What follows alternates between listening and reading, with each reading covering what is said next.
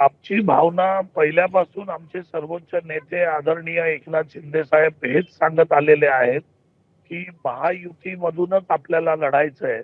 राहिला प्रश्न ठाण्याचा, तर ठाण्याला काही भाजपच्या उतावळ्या नेत्यांकडून वेगवेगळ्या भूमिका मांडल्या गेल्या आणि त्या महायुतीच्या संपूर्णपणे स्थितीला मारक असणाऱ्या भूमिका होत्या.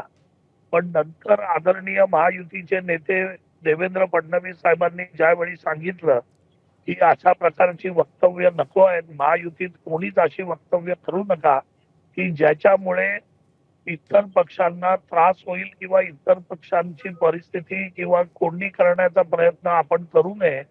त्याच्यानंतर या सगळ्या गोष्टी बंद झाल्या.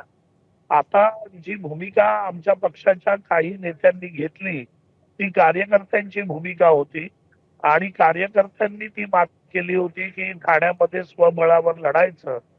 तर मला असं वाटतं, की हा प्रश्न संपूर्णपणे आमचे सर्वोच्च नेते आदरणीय एकनाथ शिंदे साहेबच सोडवणार आहेत आणि महायुतीच्या बाबतीत जो काही निर्णय असेल, तर तो निर्णय आमचे नेतेच घेतात. हं. त्याच्यामुळे बाकीचे कार्यकर्ते किंवा इतर नेते काय बोलतात, याला काही तेवढं महत्व नाही. जे महत्व आहे ते आमचे सर्वोच्च नेते आदरणीय शिंदे साहेब जे बोलतात त्यालाच आहे आणि शिंदे साहेब नेहमी म्हणत आलेले आहेत, की महायुतीमध्ये आपल्याला लढायचंय हं, संपूर्ण हं. महाराष्ट्रामध्ये